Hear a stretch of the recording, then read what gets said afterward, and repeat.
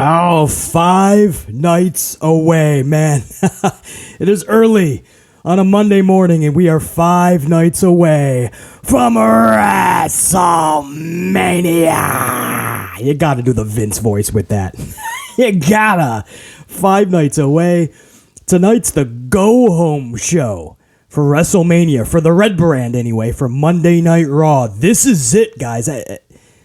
You talk about time flying. It seems like we were just entering WrestleMania season, the Royal Rumble. And here we are at the go-home show, man. Are you... What? And then you say, well, BC, you got to deliver a packed, amped-up podcast today, man. It's the start of WrestleMania week. You want a packed show from BC today. You want a packed, amped up. I say, you are correct. I agree with you. So BC's going to give you a packed, amped up podcast coming up. In fact, we're going to start off such in a big way for WrestleMania week that tonight, for my members, my gold team, I want to do a members only live stream before Monday Night Raw. So most likely maybe after 5 p.m. Eastern time-ish. Be on the lookout. You should be notified anyway. That'll tell you exactly when BC is going live. And if you are a channel member, I want to shoot the shit about Monday Night Raw before it goes live. We'll get any last-minute news, hot topics. We'll have the card for Raw. And we'll talk all about the go-home show, man, and Mania. And for my red team as a whole, even if you're not a channel member, don't worry. Later this week, in fact, WrestleMania Night 1, BC hopes to be live for that entire event.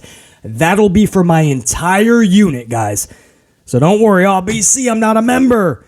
Well, think about becoming a member. Then you can shoot the shit with us tonight. But even if you're not, later this week, man, WrestleMania Night 1, BC wants to do that live. But if you are a gold member, a channel member, tonight, just as I'm telling you guys now, man, there's a good chance BC is going to go live. So a quick programming note for my members, man. This is where I call my front lines, my channel members. I need you guys to show up because we got a lot of discussing to do, man. BC's going to ask my unit a lot of questions, and you guys have to stand up and answer for the entire unit. That's the responsibilities of a channel member, of a gold card member. You guys are on that next tier. There's a lot of responsibility. So tonight, members, mount up. Should be a fucking good time, man. And as always, on your way in, smash that up because it's going to be much earned in this podcast. Because let me tell you what we're talking about. Ronda Rousey is in hot water with WWE over her latest statements. What's BC talking about? Stick around. You're going to want to hear what she had to say and why WWE is not too happy with Ronda Rousey. And this is not the first time she's been in hot water with that company. Also, Dave Meltzer and Chris Jericho have responded. The latest on this whole crazy, bizarre CM Punk Phil Brooks story. When I last left you guys before the weekend, I think the last thing we discussed was SmackDown, and then you guys had the rest of your Saturday, all of yesterday, and here we are, man, picking up right where we left off. The CM Punk story just keeps getting wilder as Jericho, a fan says something over to Jericho in response of something Punk said, and Jericho, wait till you hear what Jericho said to this fan regarding CM Punk. Out of this world. And then even Meltzer, who was also called a liar by Punk, Meltzer has finally responded as well. And Meltzer gives a little bit of inkling, a little bit of insight into the AEW locker room right now. It's very interesting, the words that he chose. And BC's going to dissect those, I assure you. So, the latest on the CM Punk news, Meltzer and Jericho responding. We're also going to talk the top 10 WWE videos in terms of views on this platform. Guys, the top 3 tell a huge story. The top 3 WWE videos on this platform right now. Wait till you hear what they are and what the views are. And BC's going to tell you why each one of those top 3, why it says something monstrous There's a lot of detail in why people are watching these top 3 vids and what it means for the future. So BC, what am I talking about, man? Right? There's so much to discuss. I also would like to get to the top 6 merchandise sellers for February. January's list was put out middle of February. We were waiting for February's list about a week ago, and it's been late. We have the latest list. It literally resembles January to a T, basically. So we're going to go over the top 6 merchandise sellers, and you might be surprised, but you shouldn't be. And there's 2 females in that top 6 list, and none of those is named Charlotte Flair. So take that for what it is as they continue to push her through the moon, not just to the moon. Just thought I'd add that in there. So top 6 merchandise sellers, the top 3 vids this week on WWE's page for this platform and why that tells such a monstrous story. Ronda Rousey's in hot water. Jericho and Meltzer are responding to Punk. It's a packed, amped up podcast for Monday, March 27th, 2023. Let's waste no more time because there is none. We got to get amped. Let's rock this bitch right now.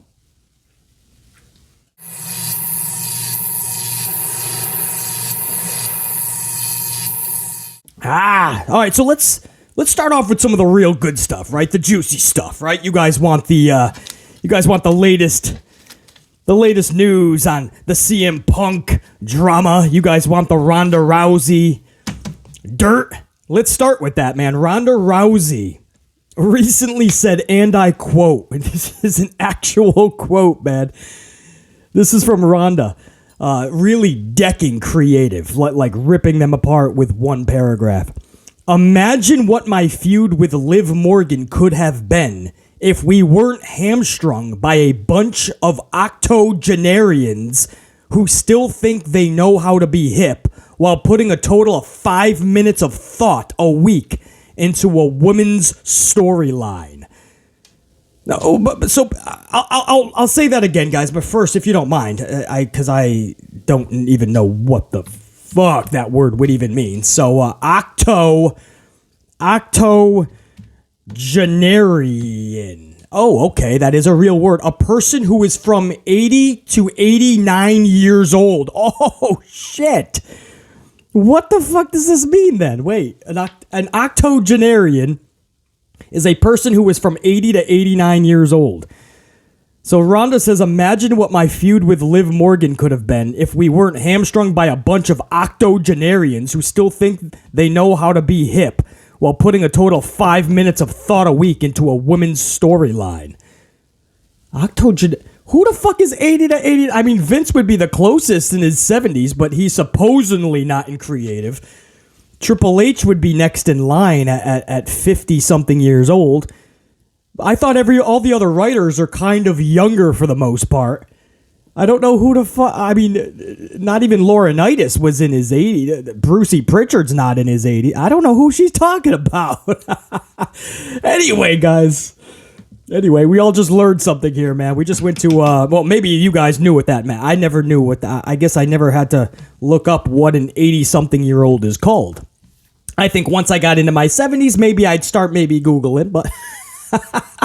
Anyway, guys, she says, imagine what my feud with Liv Morgan could have been if we weren't hamstrung by a bunch of octogenarians who still think they know how to be hip while putting a total of 5 minutes of thought a week into a woman's storyline. I mean, she ripped her own creative apart and literally called out women getting 5 minutes of TV time. Now, we know WWE does not like that. They've never liked that. Stephanie McMahon, AJ Lee, Mendez Brooks, whatever her name is these days. AJ Lee, remember her whole... That's around the time of Give Divas a Chance and all that, and AJ Lee was really hammering pretty hard. AJ Lee was always respected by Vince McMahon and such, still to this day. There's no beef with AJ and Vince other than, or the McMahons even Stephanie. They've had cordial conversations, even though AJ has hit them pretty hard and Stephanie got really defensive and WWE didn't like it. But AJ's husband, that's where the beef with WWE was. AJ was giving the world, if you guys remember, man. She had just a short WWE career, and she was always in the top headlines. She was a general manager. She was a former multi-time champion. AJ Lee, in the short time she was there, Vince really loved that girl. But she hit pretty hard on the whole Divas thing, the 5-minute match, the 2-minute matches back then. Still to this day, you have a lot of 2-minute women matches. But you saw how they reacted even to somebody they really liked, like AJ Lee. Paige spoke out several times. Paige was punished. They don't like that stuff. And Ronda Rousey's the latest, and instantly BC was hearing that the company was ripped. Literally, internally.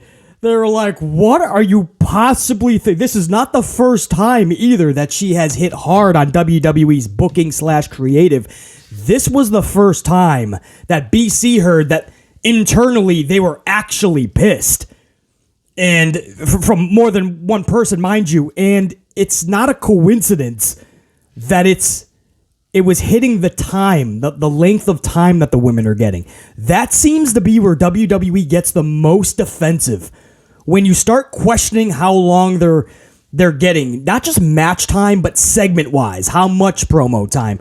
And that opens up a can of worms, right? Because then everyone goes, well, if you give them 5 minutes of promo time, BC, that's horrible television because a lot of them can't talk. Again, that's in the eye of the beholder. Some can talk a lot better than others. A lot of them don't have the confidence. And they don't have the confidence because they know the crowd is going to shit on them no matter what. It's a vicious cycle. When a promoter tries to put the ladies on, the ratings usually tank and fans are disinterested. And the fans are usually disinterested because there's not enough to grasp onto. There's not enough women's wrestling entertainment that's captivating us.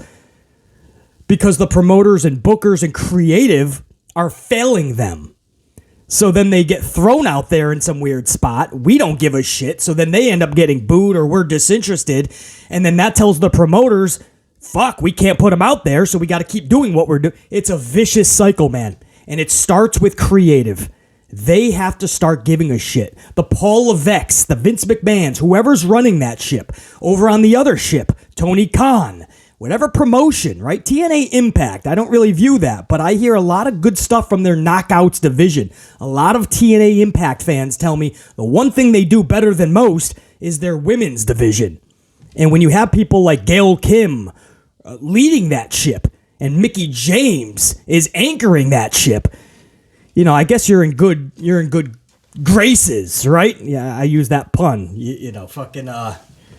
Jordan Grace is just phenomenal. And you have females like that. I can see why it's easy. You just got to give them a simplistic idea, and ladies like that are going to knock it out of the park. Well, WWE has had females like that, like the Sasha Bankses. But you got to give them the chance. And if you just stuff them in obscurity or irrelevancy or as a whole division, you do not give it the time of day. Here we are in 2023. Females anybody will tell you they've come a long way, but still, especially here in the US, female wrestling is looked down upon. It's the bathroom break for many fans. It's the ratings clunker every week. Nearly anyway. Once in a while, you'll see a little bit of a spike. But it's too far and few in between. It's once in a blue moon. So she is right, obviously. The women are not given the time of day at all.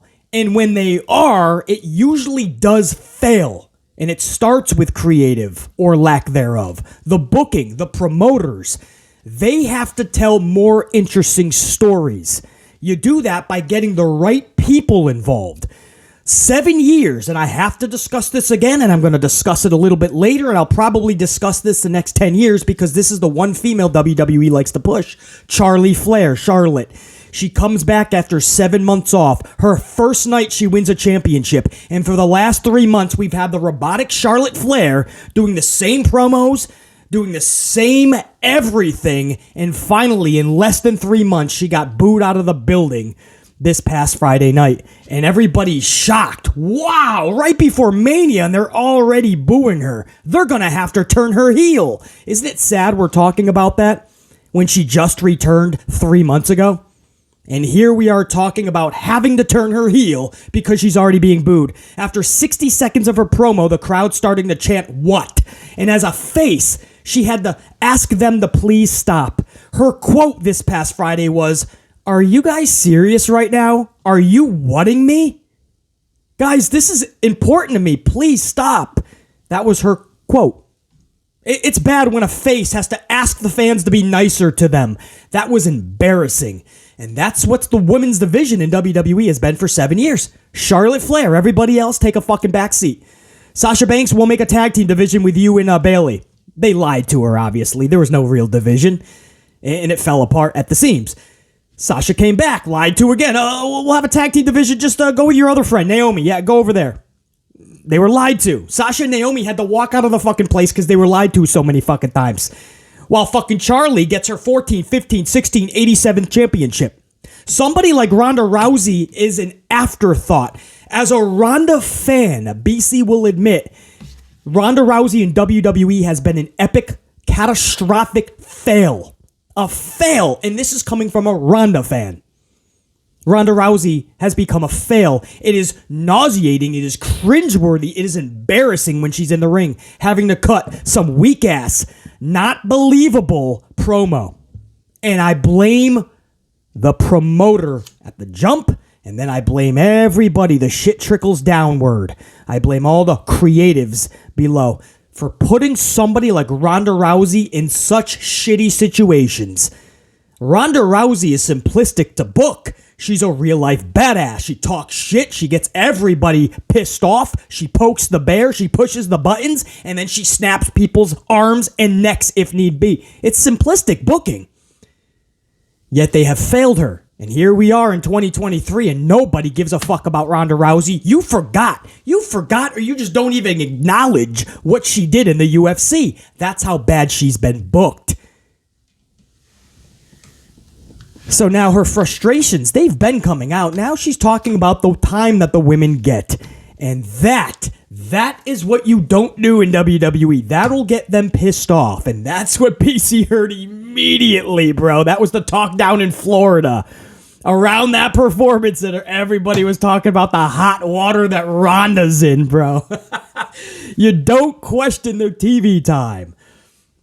But it's a vicious cycle. It's bad. The women in pro wrestling, man, AEW has the same problem. These rosters are stacked. There's no reason we should be captivated every show with ladies wrestling. And yet, I can speak for WWE right now. AEW is another topic for another day, for sure. But for WWE, you got somebody, a real-life badass, like Ronda Rousey, who's been booked so poorly that not even the casual fan that doesn't know about the bad booking, that remembers her from the UFC days, when they tune in, they're like, what the fuck is Ronda doing? We can't even tell you, and we watch every week. Sorry, casual fan. You have somebody like Xia Li, who I claim is the Brock Lesnar of the female division. That's how badass and believable and realistic Xia Li is with her wrestling. And she can carry a story. We saw it in NXT. And Xia Li cannot buy a victory. If Xia Li gave Vince McMahon an extra $1 million to help pay for his little lawsuits, Vince would probably take it, but she still couldn't buy a victory. Xia Li is a complete afterthought in this company. Shayna Baszler, since she has been there, is known as a 2-minute fruit roll-up queen. She usually loses in less than 2 minutes via the fruit roll-up. That's Shayna Baszler. And you can go down the list. Bianca Belair has been the better champion of the two, blue brand, red brand. Bianca Belair, whether you like her title reign or not, it's been way better than anything the blue brand has been doing. Liv Morgan was rocked by shoddy booking, shoddy creative. So Liv Morgan was hindered. Bianca Belair has been better, but that's easily been the second fiddle title, especially when Charlotte Flair grabbed it 3 months ago. Bianca's got to be showcased way more than that, but it's Charlie on all the magazines, all the billboards, all of it is Charlie. Why is it not Bianca? How is she playing second fiddle? How do you lose somebody like Sasha Banks? How do you lose somebody like Naomi? How do you lose somebody like Kairi Sane? It's impossible. How are we talking about Kana Asuka finally getting her first WrestleMania victory this year when she's been there for years? It's because of shoddy booking. And it honestly starts with Charlie Flair. They put all their chips on the table for one person. All their eggs went into one basket, the Charlie basket. And it has been a failure for 7 years.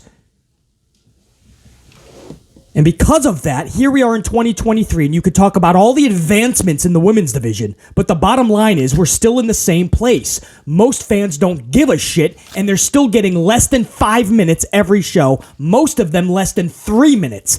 And when people like even Ronda Rousey call it out, WWE doesn't want to fix it, they get pissed off. We can't give you more time, we have to give it to Charlie.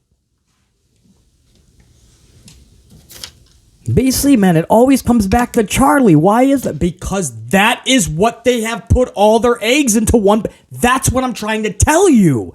Until that changes, guys, nothing else will change. It has to start at the top. Nothing, but we've said that about Vince and Vince McMahon is the reason that we fell in love with the WWF back in the day. I get it. Maybe you call him a genius back in the day. Totally, I get it. But the last 10 years, Vince started focusing just solely on the bottom, not just dollar, the bottom penny. And you say, well, BC, it's a business. That's his job. But you got to think long term, right? You got to still please your fan base and make sure you're putting out the best product, not just liquidating every dime, every penny. And he just started to liquidate to the point where ratings hit so low, fan interest was so low that you could not guarantee WWE would be there in 10 years. You couldn't. That's how bad shit got. And we're still just trying to get out of the water. Here we are coming off of Monday Night Football not even being on Monday nights. It's WrestleMania season, and they can't even get to 1.8 in the ratings. That's bad. That's what happens when you were bad for so long and you made so much shoddy calling, man. Yeah, you liquidated. WWE's recording some of its best financial years of all time, the last 4 years in a row. But long term, man, everything else has shrunk. You're just liquidating the fans that you have now. They're giving you everything they have, right? You better hope you hang on to them.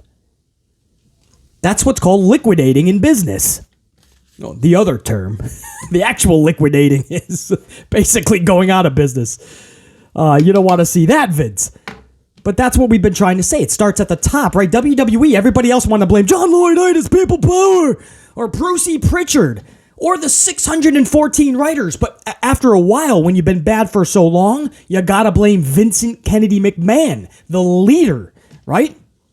If you go to that restaurant and your burger is not how you ordered it every time, and you talk to the cook every time, and the cook keeps cooking it different than what you want, right? You want medium rare, not overcooked. It comes back double cooked. It comes back fucking totally red. It's not how you... So then you finally, after months, you go to the manager. Excuse me, your cook is not cooking my burger like I want. Manager says, I'll take care of it. It comes back fucking totally red, double cooked.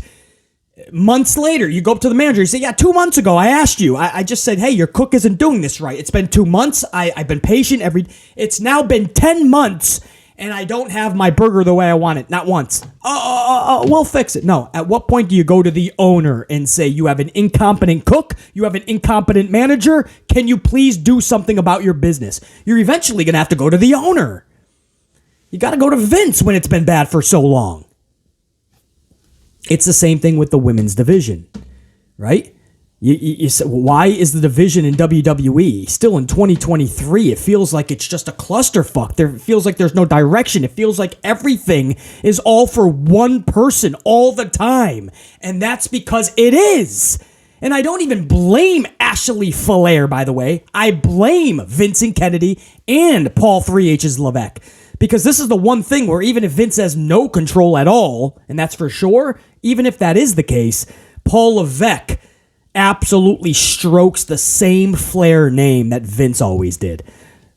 Triple H loves the whole Charlotte Flair situation, the daughter of Ric Flair, the blonde hair, blue-eyed, big-boobed. That's the standard in WWE. That's the one we want on the billboards. That's the one we want on the magazines. That's the one we want on the center of all our programming. And until that changes, man, nothing else can follow suit. So that's a long discussion on the women's division as a whole. And it stems, right? And that's because that's a big discussion today because of what Ronda said. And you guys are probably going to be hearing a lot more news going forward that WWE is not happy with Ronda. Well, you heard that here first. That's like, oh, by the way, guys, WrestleVotes, the clowns that claim they're reporters. It's probably only one person in his fucking mother's basement, reporting that the sky is blue, the grass is green, and WrestleMania is going to be 2 nights this year. Thank goodness, WrestleVotes. They just came out and said that Randy Orton is possibly being flown into WrestleMania. He might not appear on the show, but he is being flown in. WrestleVotes talking about Randy Orton. They're about a week old, late, I should say. That piece of information is a week old, and I know because BC's the one that broke it. I literally broke that story 3 full days before anybody got a hold of that story. No dirt sheet, no Meltzer, no Sean Ross, no anything, no anybody. BC broke that days in advance, and then 3 days later, everybody started to hear that Randy Orton is being flown in for WrestleMania. And now we can confirm it because WrestleVotes is talking about it. But at the end of WrestleVotes' little report, they also said, but it's not guaranteed he'll show up on the show, but he's being flown in. Motherfucker literally just regurgitated my entire report. Now they're just getting shit from BC, and just a week later regurgitate. Fucking stupid, stunads. And it's sad that we got to come across this type of shit, right? To get to the good stuff, the real factual content that has not already been reported, or just content that has a semblance of truth behind it. To get to that, we got to decipher through the bullshit. I tell you, man. And BC's not even a reporter. I deem myself a critic, a real critic, not just a fan that has 140 characters and I watch the show and then I give my opinions. No, I've been critiquing pro wrestling since I was a little BC, pissing people off, watching with me, adults, because I was dissecting shit. What's good, what's bad, the botches. All the adults watching with me were like, shut up, kid. So it was being a critic more than a reporter means more to me, even though I got way better sources. I have sources in general. People like WrestleVotes, they just make the shit up. And it's all fucking shit that is obvious, so they can't really be called out on it. It's so stupid. Or they just regurgitate what they hear from real motherfuckers that have the sources like B motherfucking C, the amplified man. Anyway, that's the latest on Ronda Rousey. She's in hot water, and the situation with the women is not going to get better unless they change it at the top. The Charlie Flair agenda, the Charlie Flair experiment failed when it started 7 years ago. And we played the same game time after time, 14 times for titles, by the way, and it still fails. And this Friday night reached levels of embarrassment. Embarrassment. It is sad what has happened to the ladies in WWE and in AEW. It ain't much better. In fact, it ain't better at all. But that's another story for a different day. Also, let's get to some more good stuff, man. CM Punk, the situation when I left you guys before the weekend kicked off. We talked about how CM Punk, maybe it was by accident, it did not look like that was supposed to go public, but this Insta story, and he just blasted Chris Jericho, calling him a liar and a stooge, called Dave Meltzer a liar, and said that Mox did not want to sell for him, or did not want to go over. He did not want Punk going over. He did not want to lose to Punk. And Punk said, I've never had that happen before. Basically coming right out and saying that Mox was unprofessional. And then said that Tony Khan in AEW runs a sloppy shop because they wanted him to wrestle injured, even though it was going to be a quick squash. They wanted him to go in the ring and drop the title while not being cleared. In the wrestling business, we call that running a sloppy shop. Vince McMahon used to get trashed for that in many instances, and I hope that same energy is being placed on AEW. I'm not seeing a lot of that. I'm not hearing a lot about AEW running a sloppy shop. It's almost like they're getting a pass here. I don't think Punk is necessarily lying here. I think Punk was telling the truth. Like, they wanted him to wrestle not cleared. It doesn't matter if it's a squash. Doesn't matter if you have to take just one punch and a kick. You're not cleared. That's a sloppy shop. If this was Vince and WWE, we'd be totally trashing it. I just don't know where that same energy is. But there's a sense of tribalism. And I noticed it, same thing with WWE, AEW fans. If it's them, you're not going to hear about it. If it's bad, you're not going to earmuffs. Earmuffs. La la la la la la la la. Fight Kingo's amazing. La la la la la la la la. AEW's the best promoter, best promotion of the year, and Tony Khan's promoter of the year. La la la la la la. They don't want to hear any negative, man. Everything is awesome. It's the Lego movie. The main Lego guy, Elliot. You see him? They're singing "Everything is awesome," and he's going and like it's not. There's traffic up the wazoo, and he's like, "Everything is awesome."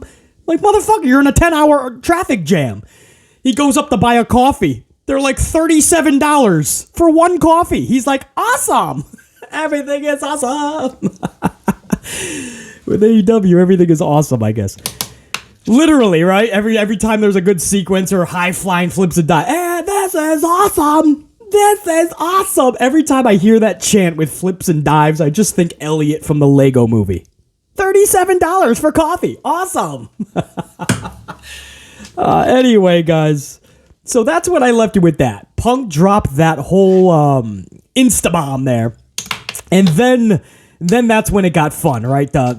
Chris Jericho sent out a response just saying, "Delete," with Matt Hardy, and it has the caption, "Delete." In other words, like, probably making fun of Punk because he deleted it like minutes later, probably because not just AEW's legal department made him take it down, but probably Punk's legal department, or AEW reached out to Punk's legal team. But it was taken down within minutes, and I already did a follow-up story to that, guys. If you saw my video right before the weekend, I put up a very lengthy, amped-up podcast, and we talked about breaching the contract of AEW. That's what Punk did, in a sense. I gave you guys the actual documents, the legal documents that when you sign an AEW talent contract, you are now beholden to these circumstances, these protocols in AEW. Legal documents we went over. And basically, Punk violated all of them with that one Insta post. So he breached the contract in many ways. And so the legal team probably had him take it down. So Jericho, we didn't know, maybe it's everything, but he was probably making fun of him having to delete it and that you've been deleted from AEW. We know there's no love lost between Jericho and Punk. We know they just don't like one another. And Jericho has come right out and said, in many ways, as long as he has anything to do with it, he's not coming back. So he comes out and says, "Delete." And that opened up a can of worms. A lot of people said, "Oh, maybe you shouldn't have said anything, man." And then CM Punk commented on the Rey Mysterio-Dominic Mysterio feud from Friday night's SmackDown. A huge segment. We're going to talk about that, too. Wait till you hear the numbers that it did.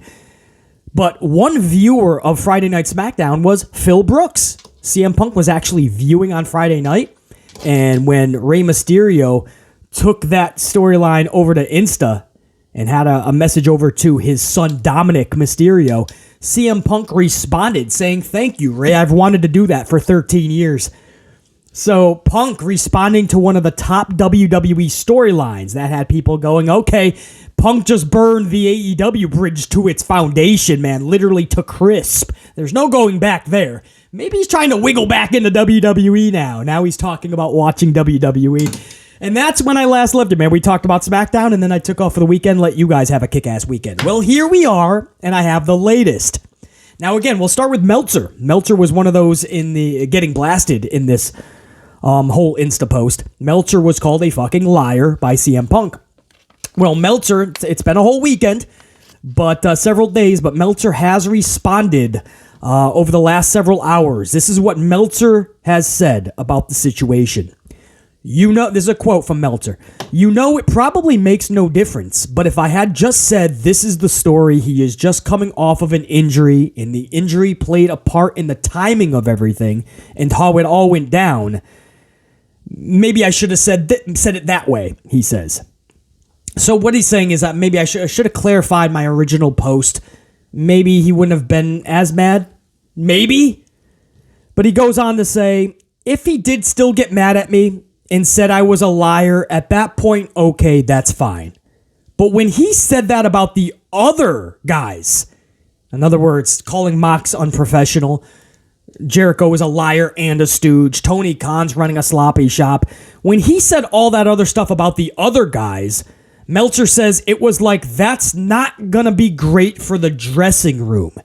And I get a sense, and I sense that a lot, he says. I want you to listen to that again. This is what Meltzer says. When he said that, if he calls me just a liar, that's fine. But when he said that about the other guys, it was like, that's not going to be great for the dressing room. And I sense that a lot.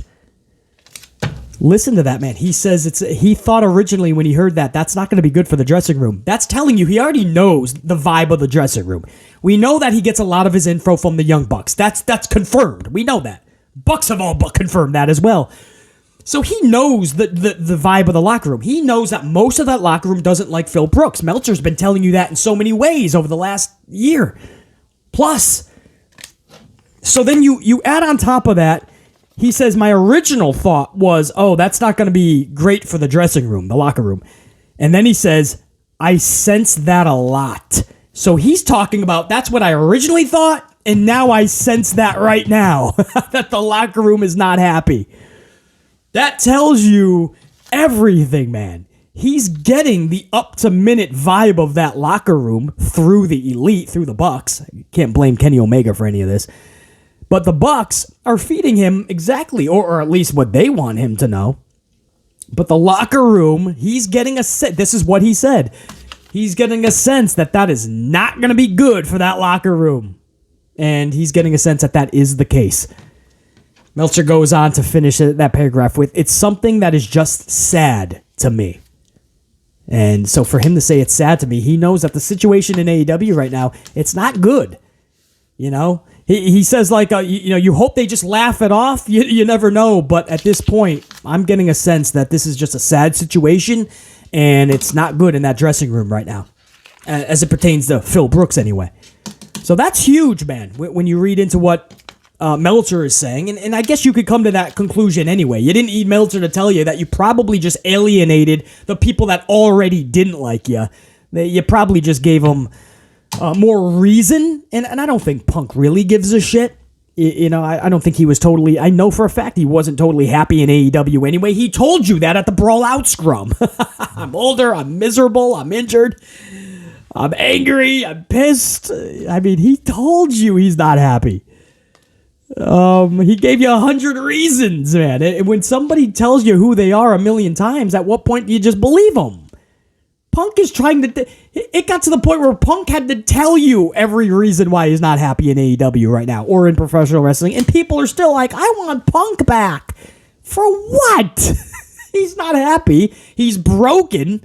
His wrestling has downgraded fucking 118%. That's not shade. It's the obvious. Punk is telling you this, and people are still like, it's best for business. No, he never moved the needle. I love when people still are like, yes, he did. He was a huge needle mover, and he helped the business tremendously.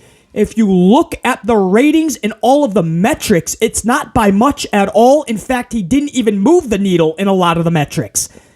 And you paid him that much money. If you put the money to what he actually did, Eric Bischoff is actually correct. It's one of the biggest busts in pro wrestling history. You don't want to hear that, that's fine. But BC is a numbers guy. I've cracked, and in fact, we should do that. We should put the numbers all together so you guys could actually see it. It's not good when you look at what he was being paid, guys. When you had homegrown talent that was ready to go through the stratosphere, they just needed a little bit of help. They had the momentum. They just need good booking. And Tony Khan totally fucking put the lid on the pot of boiling water without putting the pasta in first. So nothing was cooking. You were not helping these wrestlers along. You were just letting them fucking boil over there, right? You're not going to cook them, though. You're not going to get them fucking... You're not going to create the fucking masterpiece meal. You're just going to boil water until you know what happens? Eventually, the pot of water is going to be removed from the oven. There's not much more. If you ain't going to cook anything, it's just going to sit there. You're going to have to remove it from the oven. And that's what happened with all these wrestlers that had all this momentum. The water started to boil. You just needed to add the pasta. You never did. Instead, you just removed the pot of boiling water. You never put the pasta in. Nobody was ever able to cook and heat up properly. No meal was ever delivered. You just fired up a pot of boiling water and then removed it. It's what happens all the fucking time with this homegrown talent and with a lot of these people that have momentum. They get cooled down by Tony Khan with the quickness. It's sad, actually, man. And then they put all this money in the Punk thinking he was going to put 1.5 ratings up every week. No, after his 1-4, whatever it was, 1-2 to 1-4, whatever his debut was, he fizzled back down into the 950s was his average. Do you know where they are now? Last week, 950. I mean, these are facts. That's just the ratings part. The other metrics, we can go over another half an hour of that. So it's always funny when people claim that he's the saving grace of AEW. AEW can only survive if Punk is there. That is such bullshit. Start booking Wardlow properly. FTR, Acclaimed, Orange Juice, Darby. Start booking them more properly. Maybe you get something. Take Dan Garcia off TV for one fucking week and put somebody who should be there. We don't have to every week see Dante Martin and Dan Garcia and Action Andretti and a different wrestler every week that nobody knows about. Shoddy booking, man. Shitty booking. You know, and here we are now with what Meltzer's saying there.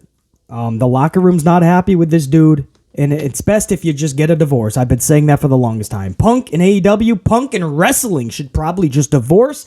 Punk is going to be happier, and professional wrestling is going to be happier.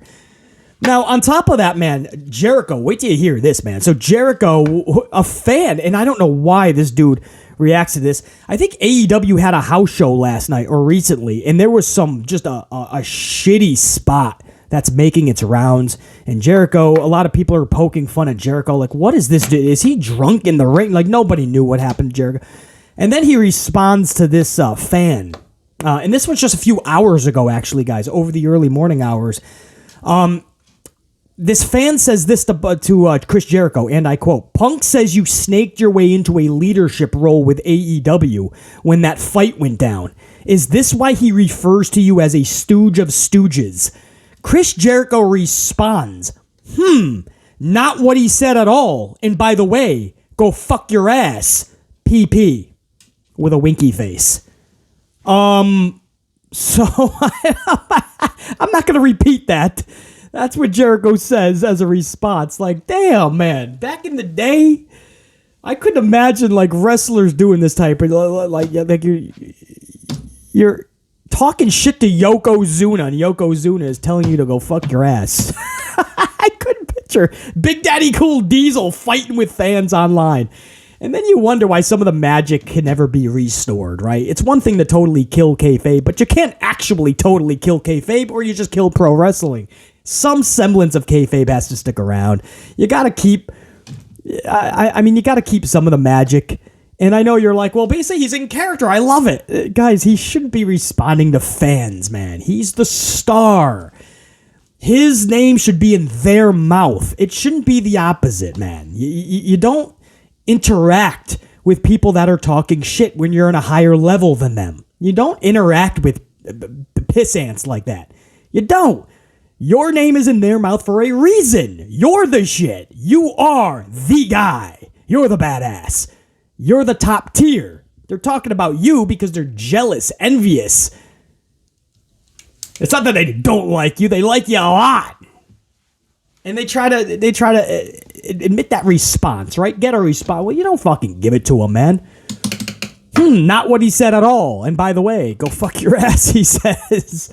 All right. So apparently this Punk situation, for him, this was in the wee bit. I'm talking, guys, this was put out.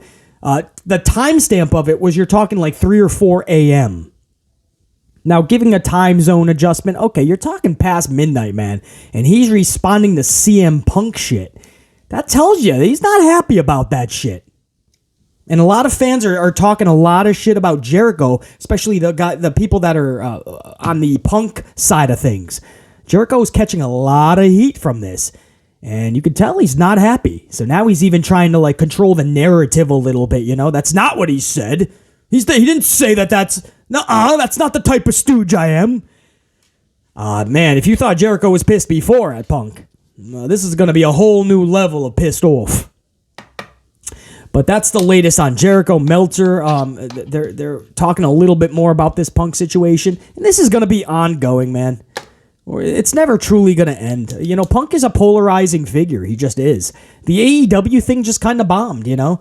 The rating when he first debuted was one thing, and then it just fizzled out, and Tony Khan never knew how to use him properly. Punk, it took a while for him to get his groove back. Even on the microphone, he didn't look like he was fully confident.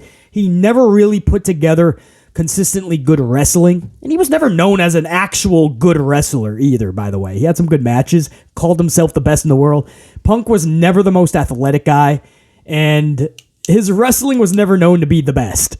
But it's been severely downgraded, and that's to be expected.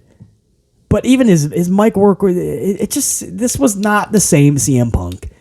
But he's polarizing. It's just the numbers after his debut, people are like, all right, I saw enough. It's sad. I don't know if it would have been better if he went back to WWE. I don't. Maybe it's just polarizing to the point where he comes back, and then fans are just like, I've seen it. Okay, I'm done. Maybe if he comes back to any promotion, it pops a rating for a week, and then I think it's back to the same, guys. But it's always going to be a polarizing thing, so we're always going to have to talk about this in some form or fashion. Will he come back to AEW? Will they turn this into a work somehow? I don't see how you can. The whole locker room's pissed. And Seth Rollins told you straight out. The WWE locker room still doesn't like Punk. Most of them, anyway. I don't know where he got. At some point, you burn every bridge. You're not going to be able to go back anywhere because the bridges are not there to go back. That's why you can't burn every bridge. Guys, this is a fun conversation up next. Let's talk the top 3 videos for WWE on this platform, the YouTube machine. Wait till you hear these 3 things because there's such a story behind this. Each one of these 3. So the third most watched video this week for WWE up on their channel. On the number 3 spot was the top 10 Raw moments. 1.51 million views. This was as of late last night, guys. Obviously, it's changed a little bit. Top 10 Raw moments was number 3. 1.51 million views. What does that tell you? A lot of people still don't feel like they have to watch live. So they think they can just watch the clips. They can watch the best moments. And boom, they save 3 hours of their life. And they don't miss anything. There's no FOMO anymore. Fear of missing out. They feel like they can just miss the entire show, wipe their hands. I just saved 3 hours. I get to play video games, and I just saw everything that happened on Raw, basically. That's the problem. So when people go, well, BC, the ratings aren't what they are because of things like this. Cord cutting, streaming services. People just watch the clips on YouTube. I get it. That's the problem. Nobody is saying that. None of that does not play a part. That is what BC is saying. That's the problem.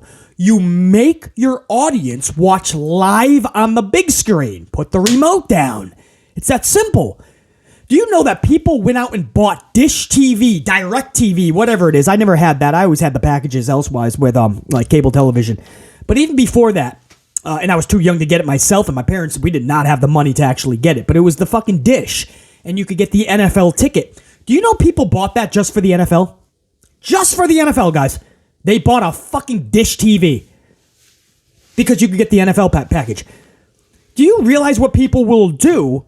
I know people in the New York tri-state area that will get a certain cable package so they can get what's called the Yes Network. It's the Yankees network. And they get the whole package, which is like $30 more, just so they can get one extra channel, the Yes Network, because they have to catch their Yankees. Guys, to tell me that people just don't have cable, so they're not watching USA Network's Monday Night Raw or any other WWE programming or AEW, it's bullshit.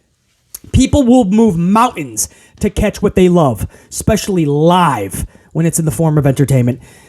WWE is on the USA Network for fucking decades. The people that have cable is still monumental. There is no reason that show should not be pulling in bare minimum 2.5 million viewers every week.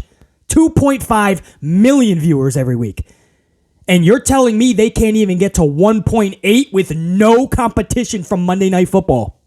And by the way, if you're wondering just how many people love to watch good live entertainment, especially sporting style, Monday Night Football will show you that millions more watch that. 1.7 to 1.8 watch Raw. And then you go on to every other show that is watched on cable television. You add that up, and that is a monumental number of people that still have cable television. You have to get them to watch the show, though. That's the problem. They're there. NFL has once again, last year went up 10% in viewership, and this year went up another 8%. That's 18% in 2 years. What made them go back? Cable included. It's because it was a better product, the fans felt. The reason that fans are not flocking to Monday Night Football or Monday Night Raw is because it hasn't been a great product. Now, it's shown signs of life the past several months. It's got a pulse with some good storylines. A lot of them they had to borrow from SmackDown, right? They had to bring them over to Raw. I understand. SmackDown was the one that catapulted those stories, the good ones. But they still brought them over, so it showed a pulse. But so many fans have been away for so long or feel like they don't have to tune in that you have to somehow grab their attention again. You have to bring them back. You have to show them, hey, come back. We have good stories now. That's hard to do.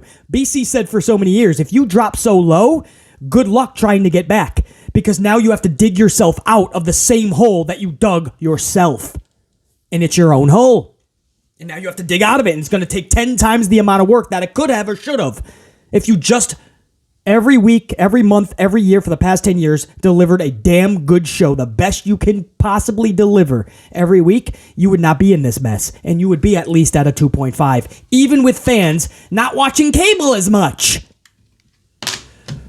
So my point in all this, what I'm saying is you see that number 3 most watched video for WWE this week is the top 10 Raw moments. That is sad. That is my point. When people say, well, BC, they watch the clips. That's the point. They should be watching live. Every Monday night, there shouldn't be a reason that you're missing a second of that show. That's how we used to watch every Monday, man. You could not miss a second. There was no way you were going to be the only one watching clips the next day while the rest of the wrestling world watched live. These epic moments occur. Bullshit. You were watching live with everyone else, and you were going to be shooting the shit with everybody because you watched every second. You were going to have those conversations with friends or colleagues at work. It didn't matter your age range. Now people are watching 6-minute videos of an entire 3 hours in the form of little clips. Short little clips. It's pathetic. And it's this company's fault for letting it get to this point.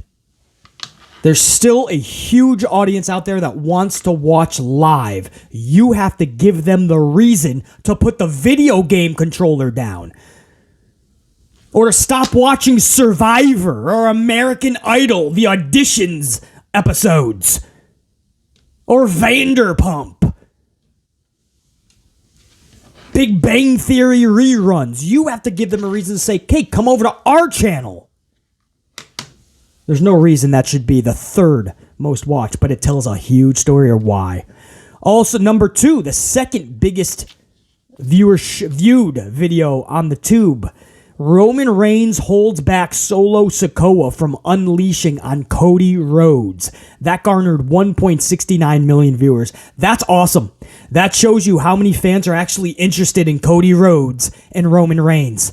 And Roman jumping up on the apron, holding back Solo as Cody's looking at both.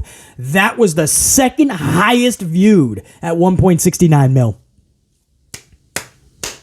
That tells you something big, man. That's huge. And that's going to lead into, in a few minutes, when I talk about the merch, the big merch sellers for February, that's going to lead into that, man. Keep in mind, Cody Rhodes and Roman Reigns would have been the top-rated viewed video on this platform, on the YouTube, but only one video topped it.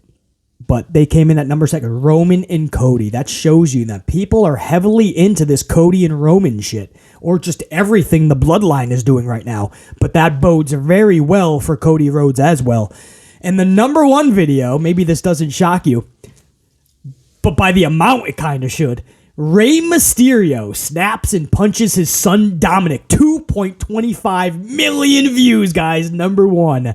Dominic and Rey Mysterio from Friday. What we've all been waiting for. It's been building for months. The punch heard around the world. The Power Ranger. Get it? Ranger. Power Ranger punch. Thank you. Thank you very much. It was a Power Ranger. I mean, he unloaded on this motherfucker. And we've been waiting for that, right? Right in front of his Dominic's sister Aaliyah and his mama. His actual mommy. And that garnered 2.25 million views. Guys, again, number two was 1.69 million, Roman and Cody.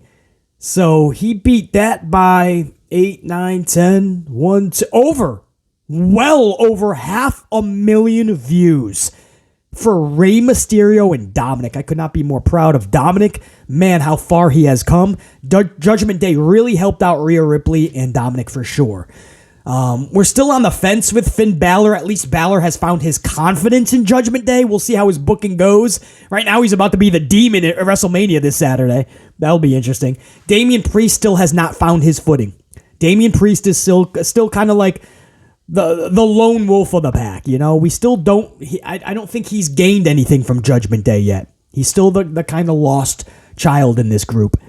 But Balor at least got his confidence. Rhea Ripley is about to take the championship, and she's really come into her own. Even with being not able to wrestle for months due to a little injury, and they kept her out extra weeks. And Dominic has just been phenomenal, man. He's pulling in some numbers, metrics-wise and ratings-wise. And you got to give a lot of that love over to the soon-to-be Hall of Famer, Rey Mysterio.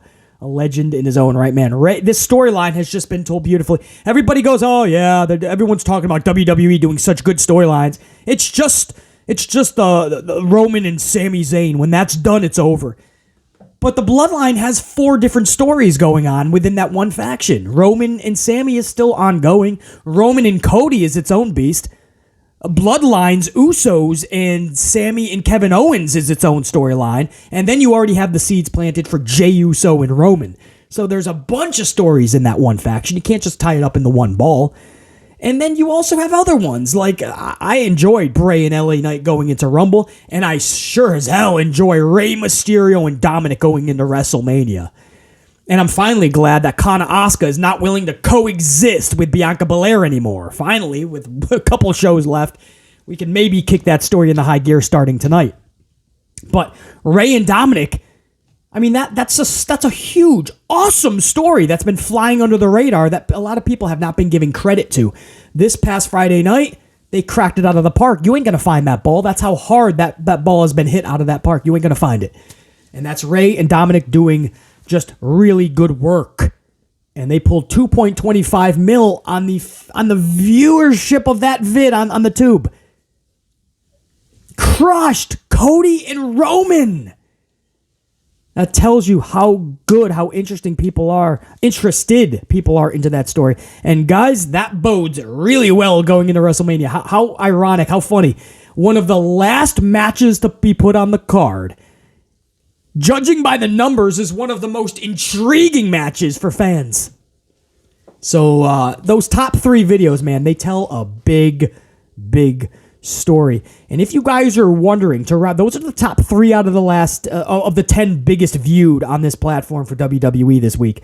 If you guys are wondering to fill out the rest of the 10, the Bloodline and Cody Rhodes and Sami Zayn, just say involved with the Bloodline, they filled up 4 more out of the 10.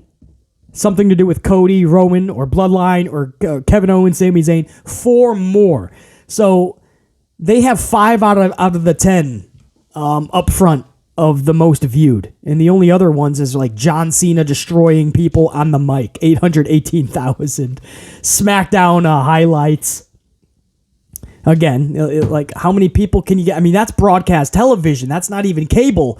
They should be watching on Friday nights. Why are they tuning in for the highlights? Because there's still a big portion of fans that don't feel like they have to watch on Friday.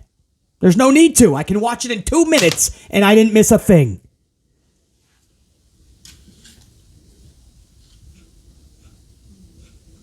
Oh, and by the way, at number 9 was the full segment for Mysterio. Dominic Ray in front of Aaliyah and his mama. That whole segment was also in the top 10. So they pulled 2. That's fucking awesome, man. So I wanted to give you guys some insight on that. And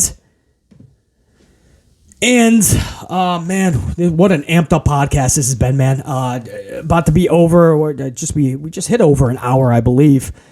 So let me round it up with this. And again, members, I want to go live tonight for my members, man. I want to do a special members only live stream for the Go Home show. I want to kick off WrestleMania the right way. And we are with this amped up podcast, man. We have talked so much, so many stories within the last hour. And I got another one, man. The top 6 merchandise sellers in WWE for February.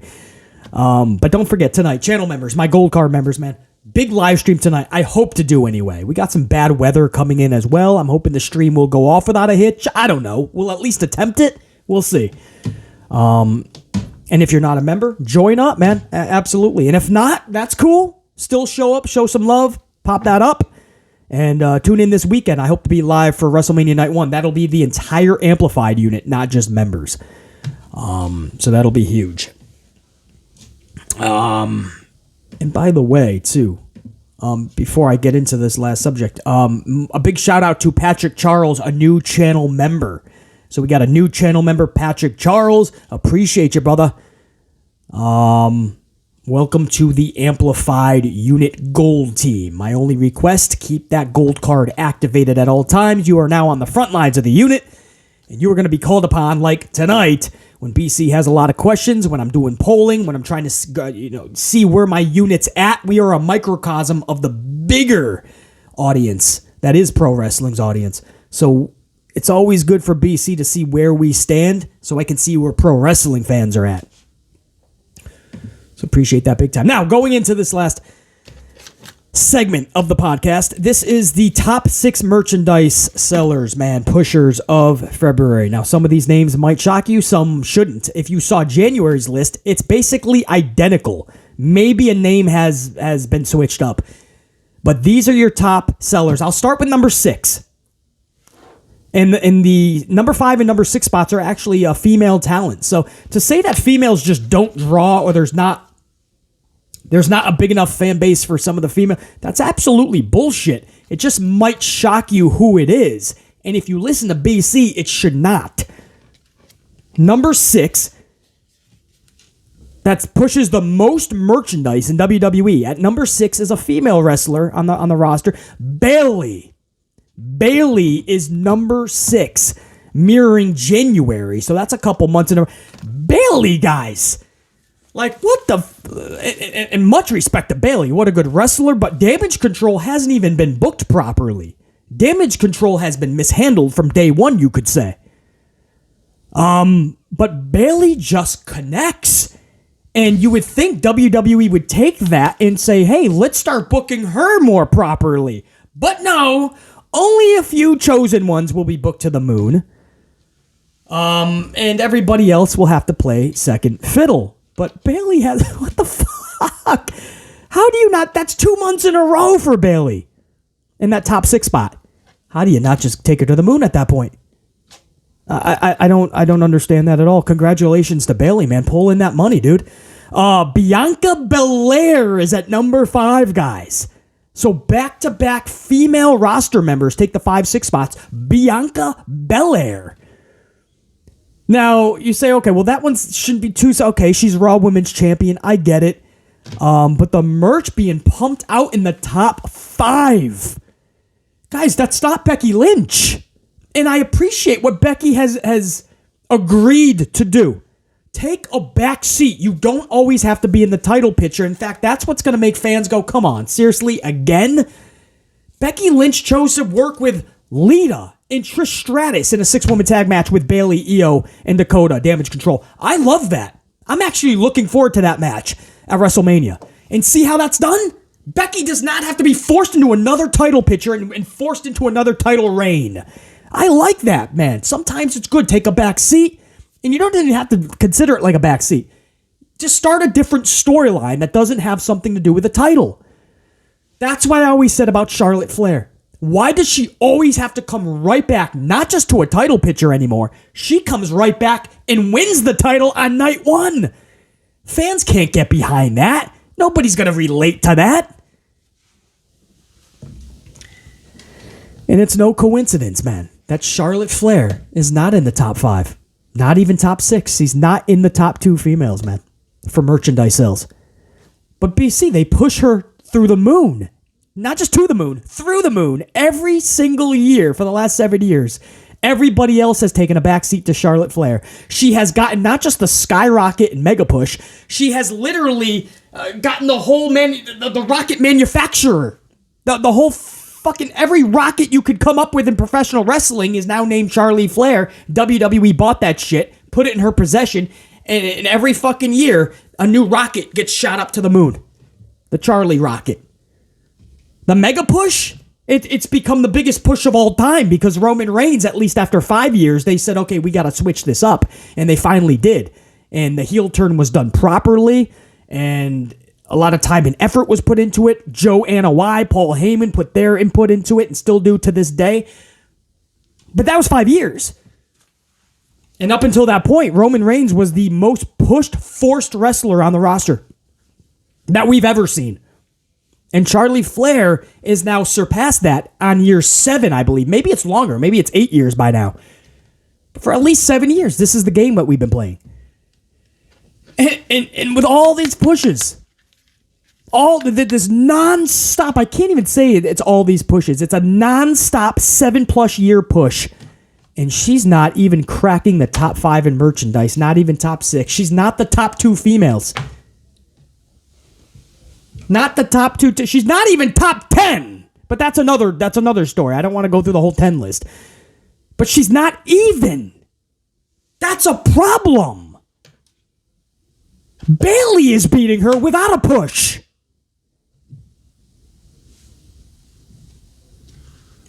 Bianca Belair is the second champion. That's how WWE views her. And Charlie's nowhere on that. Nobody wants her shit. Nobody wants it. There's no connect. They're booing her. She has to say, guys, please let me go through this promo. This is important to me. Are you seriously wanting me? That's what she said this Friday. How is that not embarrassing for a face to have to stop her promo and beg the audience to be nice? And by the end of it, she's so pissed she's fucking yelling at the audience. That's your face, guys. How is this? This isn't just pathetic anymore. It's embarrassing. And now every metric is showing you that it does not work. Man, 2 months in a row, guys. 2 months in a row. Bianca Belair and Bayley take the 5 and 6 spot. Again, this is for February, guys. March's will be out in April, just so you know. Just like January's came out middle of February. We're just a week or a week and a half later on February's list. But this is for last month. But still, that's January and February. If you think Charlotte's fucking merchandise has shot up at this month, we'll find out in April. That's probably not the case. Number 4, Bray Wyatt. So this is for everybody that go, Bray sucks, Supernatural sucks, this is boring, this is horrible, this is going to make fans tune away. The metrics show you that Bray is always number 1 or near it. Ratings, Bray Wyatt is still number 1 or right near it. And merchandise, Even after the Rumble, this is February's merchandise sales. Even after the Rumble, Bray Wyatt, number 4, pushes the most merch. You guys remember in October when he came back? You guys remember Bray Wyatt was the first person to top Roman Reigns as the top merchandise seller. Back in October, Bray Wyatt did that. Before Wyatt was let go, Bray Wyatt was number 1 as well. First one to defeat Roman Reigns. Twice now. And even after all this, he's number 4. But he just sucks. I'm sure he'll be all depressed hearing that when he's going to the bank account and making that withdrawal. Number 3, Sami Zayn. Wow, bro. You just remember where Sami Zayn was on the card just 2 years ago. Last year, he's in the Jackass match. Was that WrestleMania? I think it was, right? But how far he has come, dude. He has made it to the 3rd highest rating seller pusher. That is massive. No explanation needed. I mean, it's Sami Zayn, and look at the storyline he's been in, the number 1 storyline of professional wrestling, and you could argue the last 10 years. Congratulations to Sami Zayn. Number 2, the biggest merchandise pusher for February, Cody Rhodes. Oh! Wow, man. This guy was an AEW executive vice president not long ago. Took a gamble on himself again, second time, and went back to WWE. Hoped that he would be mega push, but there was no guarantee. He came clean and said what he talked about with Vince. There was never a guarantee that he was being pushed to the moon. Vince just decided to go with it. And H has followed, so far anyway. And this dude, Cody Rhodes, is right behind the number 1 spot. Number 2 on the biggest merchandise sellers. Cody Rhodes is pushing mass merchandise. Damn! This dude's been gone for months! He just came back at the Rumble! He came back in January! And is now topping the February list of merchandise pushers. There's just one person in front of him. And the number 1 merchandise pusher, this, no surprise, he's always number 1. The only guy to defeat him twice, he did it twice, was Bray Wyatt. Roman Reigns is the number 1 merchandise pusher, guys. Roman Reigns takes the number 1 spot for the top merchandise pusher. So again, that list: number 1, Roman Reigns; number 2, Cody Rhodes; number 3, Sami Zayn; number 4, Bray Wyatt; number 5, Bianca Belair; number 6, Bayley. Bayley is the wild card in all this, I feel. No Charlotte Flair, and no The Man either. But you know, at least Becky Lynch agreed to play second fiddle for a second, start something else, utilize Lita and Trish, and Becky's been good in that role. I just wish booking was a little better creative-wise, but I just wish that Charlotte Flair did that. Take the back seat, get out of the title picture for a fucking minute. You can still have a really good storyline, hopefully, we hope, but just let everyone else, because you're clogging the highway up. You're clogging it's a 4-lane highway, and Charlie Flair is clogging every single lane. Nobody can get past her. Nobody can get promoted properly. Nobody can get booked properly. Nobody can get over because this one person who cannot get over refuses to get out of the way. If you can't get over, the machine is finally going to have to say, enough, this has failed. It doesn't matter how much Vince McMahon or 3H's loves this girl or loves her father or loves the name Flair. It doesn't work. It is a failed experiment. It is a failed agenda, and it has been for 7+ years. Those are your top merchandise sellers. You can add that to another metric that Charlie cannot even clinch, cannot even get into the conversation, but she's the chosen one all for 7+ years. Nah, BC, she's the most marketable, man. She's the most marketable. That's what I hear. She's the best one for the job, BC.